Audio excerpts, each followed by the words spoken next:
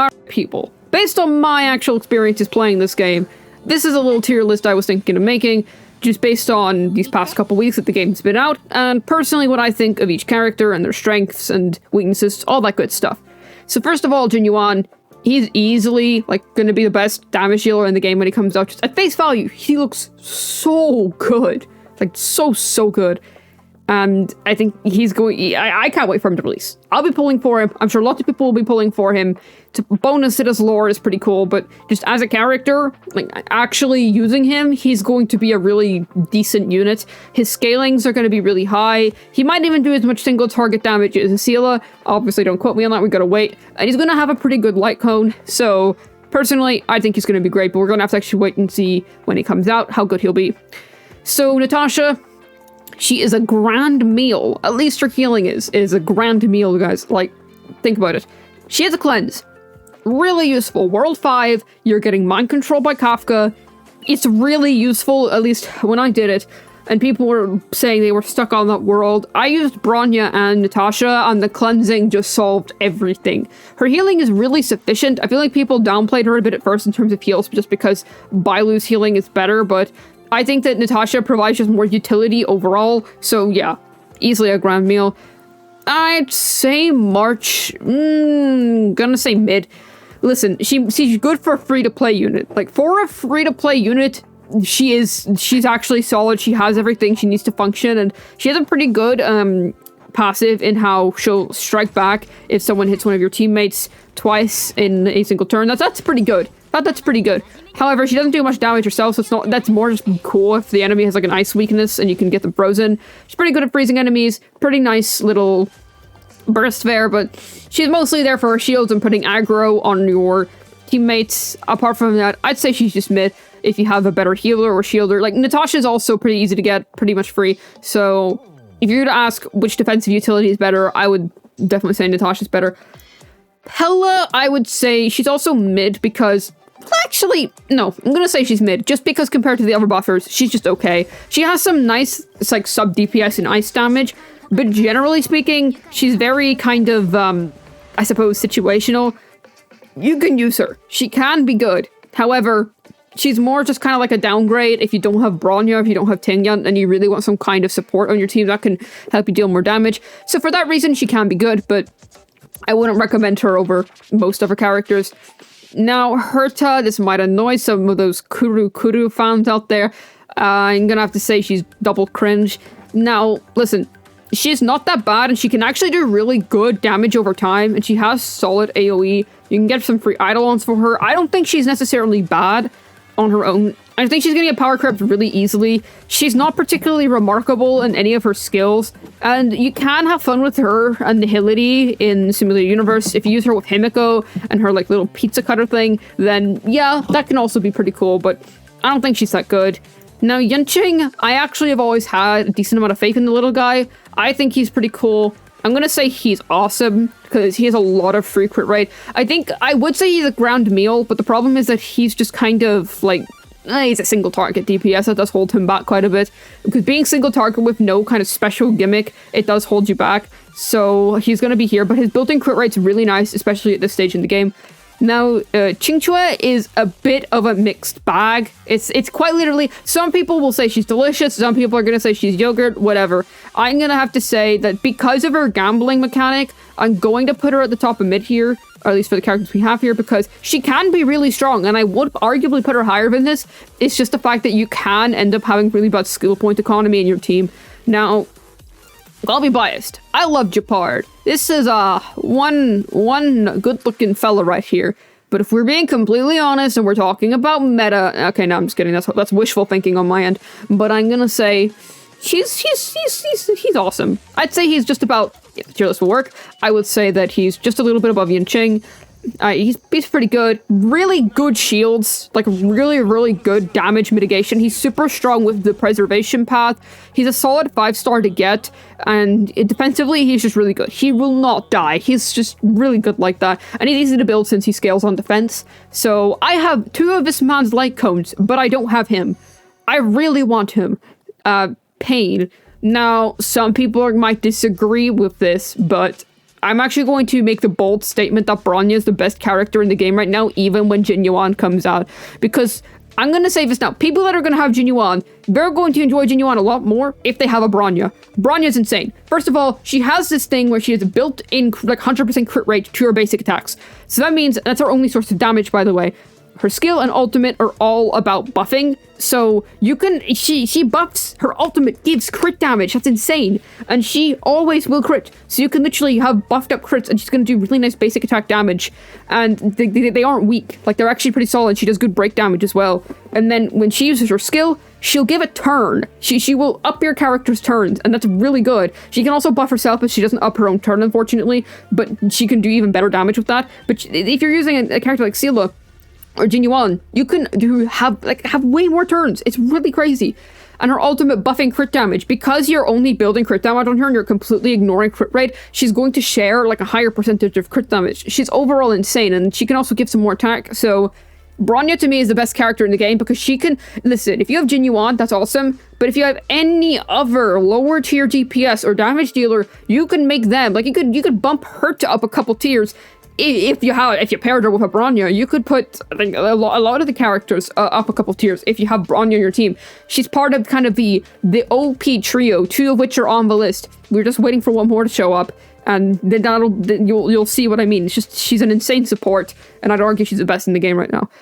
Seele, I would say, is another delicious, very tasty character. She's below Jin Yuan just because she's single target, and while she does have Resurgence, I feel like over time, her Resurgence is going to become more niche because there's going to be some enemies where you can't really clean them up and you can't get, like, trigger Resurgence as often. It's going to and also there's, like, the Mara-struck enemies, you can't trigger Resurgence first time on them, you have to kill them again. So sometimes her little Resurgence thing, it's more of a gimmick rather as opposed to, like, a really, like, good, like, for now, because we're in early game and enemies are super easy to crunch.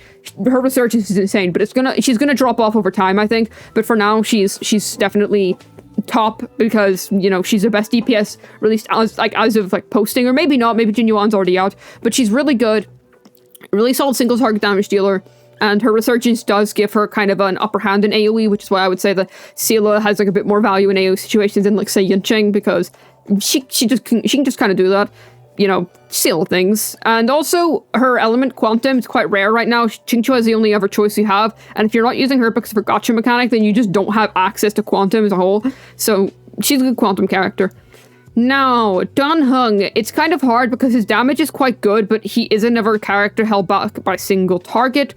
I would actually just say maybe he's mid as well. He does good damage, and he's actually a really good main carry for, like, the first section of the game. I actually would encourage using him, and because he did help me out in World 5 quite a bit. He's good at breaking windshields, really good at breaking windshields, actually. But, and no, not car windshields. I mean, you know what I mean. But if we take a look at these, like, 3 here, I'd say the reason I'm putting Dan Heng is because his kit's just kind of simple in comparison to them. March 7th here. Like, she has a shield, she can do some aggro, and she can do some freeze, and she has, like, a unique passive. That puts her above Dan Heng. Pella, she can do sub DPS and be a pretty good supportive character, so that puts her above Dan Heng. And then Qingqiu has the potential to do lots of damage, and is pretty, like, accessible and all that as well, and is also freeze, so that puts her above Dan Heng, and also has a much rarer element, so that makes her, like, above all the other mids. So he's mid, but that doesn't mean he's bad. Like these are pretty exaggerated. I would say, and like I wouldn't say Herta necessarily, like, if you're using Herta, don't feel bad. She's not terrible by any means, but like certain characters will just be better than others. That's just how cookie crumbles, you know what I mean? So Su Shang, once again, I might be a bit biased because I do like this character. However, I would actually say she's pretty awesome. Good single target damage, like, can definitely do some good physical break. She throws a chicken at people, that's nuts. And overall, really nice hunt character. I definitely consider it would build her. She's got a simple enough kit, but it definitely does deal some pretty good damage. Though, I would say that above those two would be Clara, because Clara has, now Jin Yuan's going to completely trump her, but currently Clara has the highest AoE damage that you can deal in the game right now. She's physical, so that makes her outclass Su Shang, and also she's, like, I'd say more high value than Yunqing as well in that sense. So pretty good physical shield break, especially if once you stop using Destruction Trailblazer, She's pretty cute as well, but in terms of actual like battle capabilities, she's good with follow-up attacks, can abuse Nihility pretty well. Just putting her below Gepard because I feel like Gepard, he's a support, so he's always going to have more value. Look at his luscious blonde hair, so I feel like he's always going to have more of a chance. But Clara's going to be good for this stage in the game. Definitely solid if you get her. Serval's free, and I think the main thing that I think makes her good is that she can do AoE, so that already puts her above Dan Heng. And I would argue possibly better than March. I'm not sure if I would say better than Pella.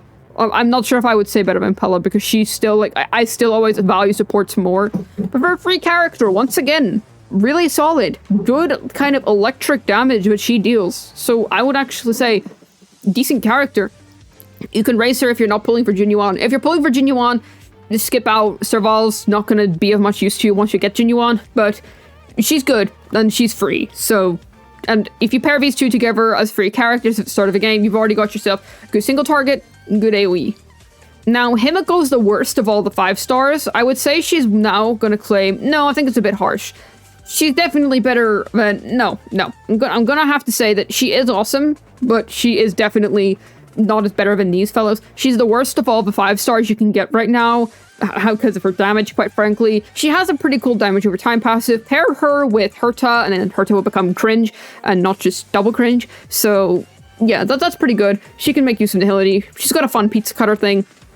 And her actual burst is really cool. So, and it does good, like, fire shield break as well. It's not just that she's cool, she can do decent AoE. And also, I'm sure all those Honkai 3 players in the audience are very happy to see her. So I'm sorry to insult your waifu, but she's not the best of the 5 stars, but she's not terrible either. She's decent. Asta, I would say she's just kind of cringe. Like, well, she's got a unique buff. She's got I say this because, listen, if it's a fire shield, then she's like, here. She's actually pretty good. But if there's no fire shields, then she's just kind of cringe. The speed buff is unique, and it's probably going to be more useful later on down the line. But she's just not that good. Like, quite frankly, she's like the first free... She's probably the worst of the free characters you get, in my opinion. Unless you don't like Chinchua, but I'd say she has potential. So I would say that Asta here is probably the worst. Sorry to all the Asta fans. Now, Trailblazers. Now, the thing is, there's Destruction and there's Fire. So I'm going to use the female one to represent Destruction. And I would say Destruction is... I'd say, like... I would put it here, just because the physical break is really useful for so many enemies. I'm not sure if I would put it above Pella, because once again, I like to value supports, but she's pretty good. And for Fire Trailblazer, I'll use this handsome fellow to judge. And I would say Fire Trailblazer is honestly definitely above all these. And I would even argue, listen, I love Gepard. He is best boy in this game, but I'm gonna have to say that Fire Trailblazer is better than him, just because of the kind of utility he provides. Thing is, Gepard is just shields, straight up, whereas Fire Trailblazer has a taunt and some shields and works really nicely with the destruction resonance in Simulated Universe, and can overall just be a nice, like, fire shield breaker as well. So I would actually say that the utility that the Fire Trailblazer provides is better than Gepard's, despite the fact that, you know, the shield is so much smaller here. And if you build a lot of defense and you have the taunt up and you build stacks, they can do great damage because their skills scale off of defense and attack, not just attack. So the split scaling is somewhat useful here, because obviously split scaling is always harder to build than just, you know, raw scaling, but the split scaling is still decent here, and the damage is alright, but most importantly, you're able to, you know, mitigate damage so well because his defense is going to, you know, direct all damage towards him, so that makes your job a lot easier. Anyways, that's just my opinion. I think that both Trailblazers are pretty cool. I like Destruction, I like Fire, and I'd say that Fire is better. I personally use Fire Trailblazer on my main team, so yeah. Sampo, I would say it's kind of difficult since he's a unique character. He does mostly damage over time. I'm not sure if I would put him as at the top of cringe or at the bottom of mid. I'm gonna say the bottom of mid. Like, there's a lot of mid characters here. It's mostly kind of like the free 4 stars, as you can see, that are kind of mid. He's not too bad. He can do some damage over time. I think he's going to drop off even further eventually, just because damage over time, or at least his particular way he executes it, is going to fall off. He's not going to be as, like, valuable over time. So, for now, he's okay. You can use him if you want to, but he's not that good. Silver Wolf is going to be a grand meal. I'm not sure if I would put her above Natasha just yet in terms of value, because you do need some kind of mitigation. I would say just consider these two even if if it doesn't look like they're even, unless there's some way I could put it under, but obviously I can't. So I would say they're even. And Silver Wolf's going to be really good. She's going to do a lot of buffing. She's going to be a really good support for Seele as well. I can imagine there being a cool Bronya, Silver Wolf, and Seele type team with Natasha. That's also going to be a really good team, possibly. And I think that Silver Wolf is also going to be a really good pair of some other DPS units. Just got to wait for her to come out. Going to be a great buffer. Now, I'm sorry to do this to Arlen fans out there, but he is kind of yogurt flavored. I mean, if you like yogurt, then I guess that means he's actually tasty. But to me, he's just kind of, he's just there. He was very strong in the betas, and based on kind of current play, like not judging by beta, like no one plays him. No one utilizes this guy. Now, yes, he doesn't use use up many skill points. He can use HP up instead. That's pretty cool. That's a unique feature, but I don't know. He doesn't really get much. There's a reason he doesn't see much play, because in this game, everyone's been giving every character a fair chance because of our limited roster. He's probably like the bottom of the barrel pick right now. Not that interesting. Now, Kafka is very interesting if we're talking about, but in terms of kit, now we don't know much about her. I think she's going to be quite strong. We have played her in a trial at the very beginning of the game. We know that she's going to be playable, and I do think she's actually going to be a really strong character. Now, whether her kit is going to be like a grand meal or a very, very tasty meal, I cannot figure out quite for certain. I'm going to assume she's going to actually maybe be either better than Seele, or she's just going to be below these two in value. I'm going to play it safe and put her below the supports and below the super insane characters, but I think there is like an easy chance that she could like outclass Seele. I feel like Seele is going to get power crept easily. I know that might upset some people, but like she is, think of it like Venti. Venti is best boy or girl if you swing that way, and like I do love Venti very much, but obviously he fell off pretty quickly over time since, crowd control. We all know the whole song and dance. I'm thinking the same thing is going to happen for Seele and Resurgence, maybe even the Quantum element, I'm not sure. Or maybe Quantum's going to see a great resurgence, seeing as Hydro was so rare at the start of Genshin. Now, up next we have Bailu. Now listen, I just think Natasha is straight up better, and I'm going to put Bailu at the top of A's for awesome, because her healing is great and she has a revive, so she has multiple utility and she can heal kind of in an AoE fashion, quote unquote. And yeah, she can be useful in that sense, but I would just say that these supports up here, or at least this damage healers, they're just better. Like, Bailu is just outclassed by this free 4-star. That doesn't mean Bailu is bad, because Forgotten Hall, you need 2 teams, you need 2 damage mitigators. Definitely give Bailu a chance, for sure, but I think that she's not bad. If you get Bailu, be happy, because you've sorted out a damage mitigator for the second half of your Forgotten Hall. However, I wouldn't say prioritize her over Natasha, but definitely have them both built, if you can. Now, up next, we have Welt. He's pretty unique as the only imaginary character in the game, and he has this interesting mechanic where he slows enemies down. So he's a support, so it automatically puts him above a lot of these DPS units here. I would put him below these 3 because they're just so good at what they do. He is the only imaginary character right now. That's pretty unique. And he does have a really unique buff. However, at least from what I've seen, people haven't praised his damage too much and all that good stuff, so he's just kind of, he's okay. He's good. He is good, but I'd say he's kind of middle of the road for all the 5-stars we have right now, and all the 5-stars that are upcoming. And if you get him, don't be upset. He's pretty good, but I wouldn't necessarily say he's broken by any means, but his slowdown mechanic is unique and surprisingly useful. Now, Luocha, we've only trialed in the story, but he's a support, so I'm immediately going to take the liberty of putting him here. I think he's going to be a really good healer and kind of mitigator. I'd even argue possibly even more useful than Kafka, but like I said, I don't want to make too many assumptions. I'm just going to put the supports very highly. I might even say better than Natasha if he has a cleanse. If no cleanse, then I'd say he bumps down here, but if he has a cleanse, he could easily be, like, really nice here. So then we have Ting Yun. Okay, I'm not quite sure because she is fantastic. She's a really good support. I think based on what a lot of people will put her up here because of her energy generation. I'm actually going to controversially probably have her here because as good as I think she is replaceable. I have her and I don't even use her in all my teams. She was my first 4-star that wasn't Asta, and she is really good to use. She's a really good buffer, and if you pair her with Bronya as well, This is a really good supporting duo. I can imagine that these two together are going to be a really good supporting duo as well. So Tingyun's great. However, I just think that these 5 up here have more just kind of account value.